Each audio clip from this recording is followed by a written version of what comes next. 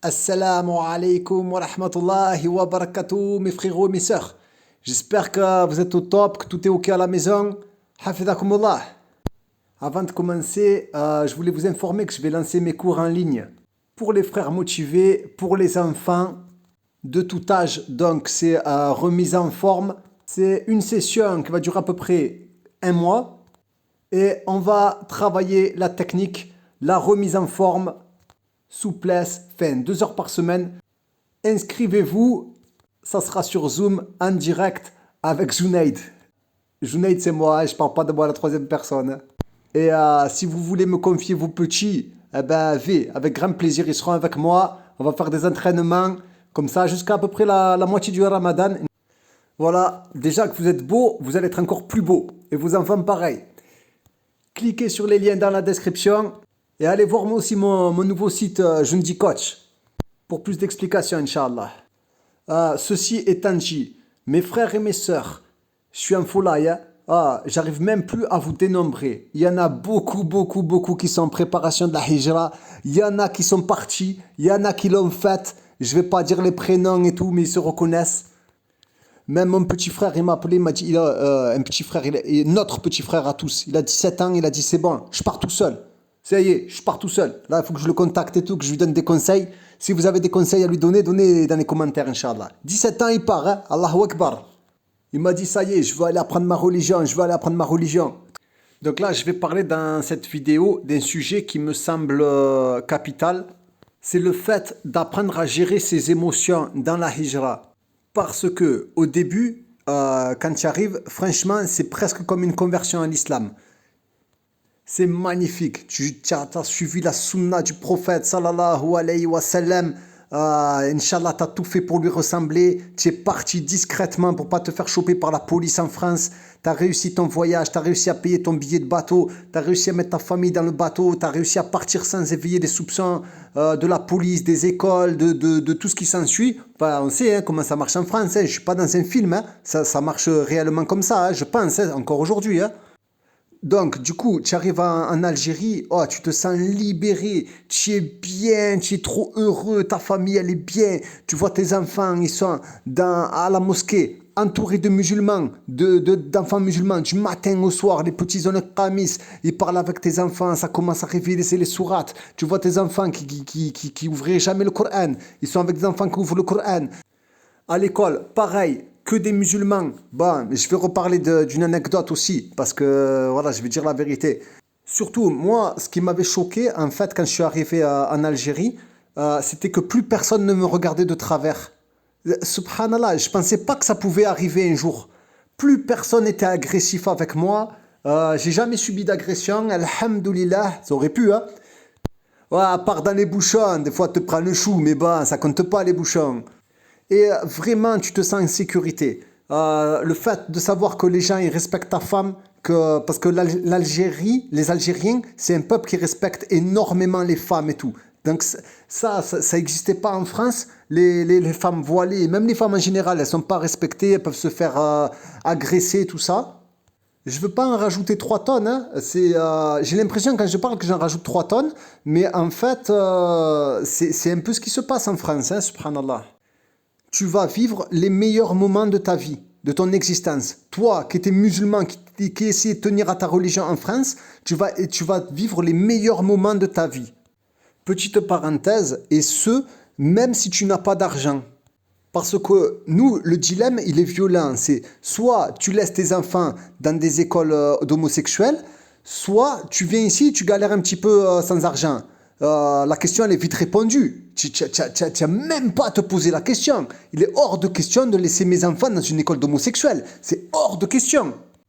Donc même tu pars à Payolle, quoi qu'il arrive, c'est le bon choix. C'est le bon choix parce que tu sauves tes petits, tu sauves ta famille. Chaque homme doit sauver sa famille. Donc en plus, quand tu quittes quelque chose pour Allah, Allah Azza wa Jalla va te donner mieux. Donc là, les émotions, c'est vraiment une Ligue des Champions, tu vois. Façon de parler, c'est 1000 fois mieux que la Ligue des Champions. Mon conseil, quand c'est comme ça, il faut beaucoup remercier Allah. Vous remerciez beaucoup Allah, beaucoup, et il va vous rajouter, et vous faites encore l'istighfar. Surtout, il ne faut pas oublier Allah quand il y a des bienfaits comme ça. Donc là, le moral, il est au top. Le mouchkil, c'est que Maintenant, tu vas devoir t'installer dans cette vie durablement et les épreuves, bi'idhnillah azza wa jal, elles vont commencer à arriver. Mais gardez une bonne opinion d'Allah. C'est Allah azza wa jal qui les efface, les épreuves, hein, mes frères. D'ailleurs, je vais donner la nasiha qu'un frère il m'a fait une fois quand j'étais pas bien en France. Il m'a dit quoi? Il m'a dit, le secours il vient d'Allah. Oh, c'est une phrase, elle m'a marqué. Wallah, j'étais à la mosquée, j'allais pas beaucoup à la mosquée. Il m'a dit quoi? Il m'a dit, le secours il vient d'Allah. Subhanallah, cette phrase elle m'a bluffé. Donc, Inch'Allah, essayez de ne pas oublier cette phrase, elle fait trop du bien. Oh, le secours il vient d'Allah. Vous qui êtes éprouvés, le secours vient d'Allah, mes frères et mes sœurs. Et ouais, akhi, maintenant, tu es installé, tu as vu? Tu as quitté le bateau, et maintenant, il va falloir que tu commences à chercher un appartement pour ta famille, les écoles, les inscriptions, dans les différents ministères. Il va falloir que tu règles tes papiers pour les convertir. Comme moi, va falloir aller faire tous les papiers. Donc si tu arrives sur Alger, dis-toi qu'il y a des bouchons, tu as 1 heure de bouchon minimum. Il va falloir que tu déménages, que tu emménages, que tu cherches des appartements. Tu vas te rendre compte que des fois, il y a des rendez-vous qui sont foireux. Smahli pour le gros mot, mais il y a des rendez-vous qui sont pas bons. Tu prends des rendez-vous avec quelqu'un, le mec il vient pas. Le nerf de la guerre, tu vas devoir chercher un travail. Et petit à petit, tu vas commencer à subir donc, les 3 épreuves principales, c'est-à-dire le manque d'argent, les injustices et la maladie. Désolé, je vous parle vrai les frères, hein, mais la maladie, il faut la prendre en compte. Hein. Ma famille et moi, on est restés 15 jours cloués au lit. Hein.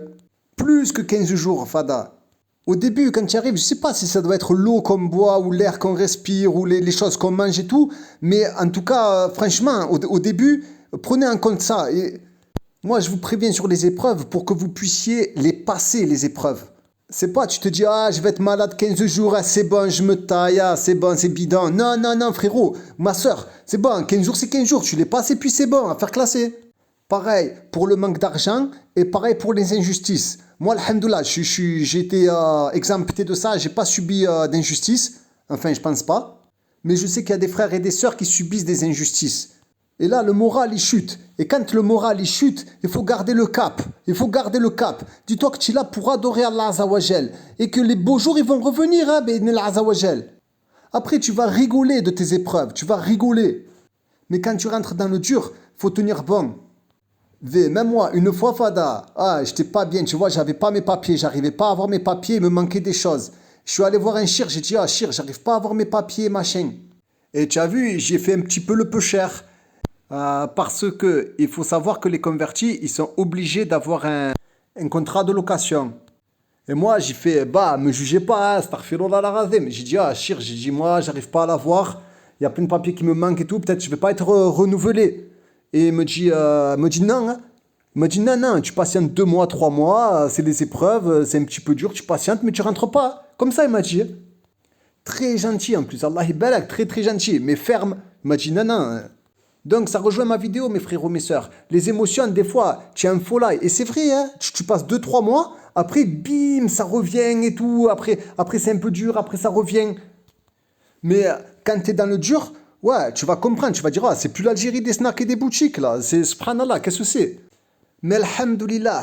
Donc du coup, il faut garder le moral. Et donc pour garder le moral, moi, j'ai la nirma. À chaque fois, je tombe sur des frères à la mosquée et tout, ils viennent, ils me parlent, ils me font des rappels avec la douceur. Pouah, c'est du miel, c'est du miel. Ils viennent et s'assoient à côté de moi, ils me font des rappels sur le prophète, sallallahu alayhi wa sallam, sur les sahaba. Ils me racontent des histoires.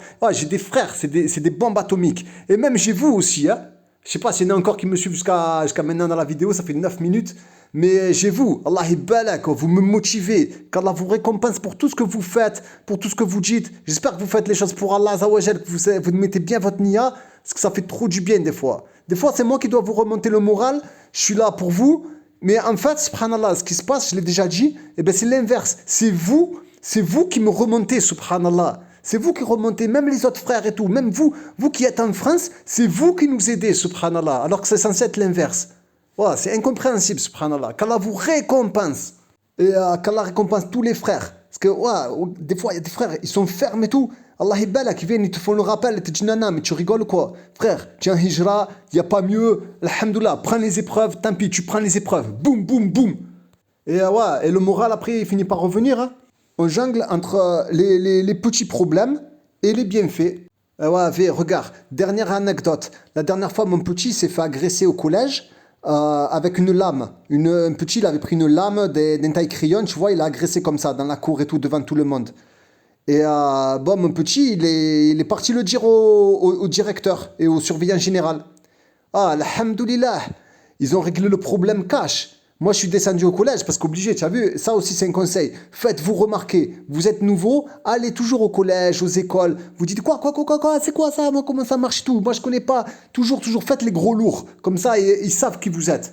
Et masha'Allah, le directeur, eh ben, ils ont réglé le problème cash. Ils nous disent, t'inquiète pas, on l'a attrapé, ils lui ont réglé son compte. Et le petit, alhamdoulilah, maintenant ça va être du miel, Inch'Allah. Alors qu'en France, si ça arrive un événement comme ça, ben, sûr et certain, ils laissent le gamin terroriser les autres. Même eux, ils ont peur d'aller voir le gamin, tu sais. Alors que eux, les surveillants, ils n'ont pas eu peur. Hein. Ils sont allés choper le gamin, ils lui ont dit, boum boum, ici, tu n'es pas un voyou, frère.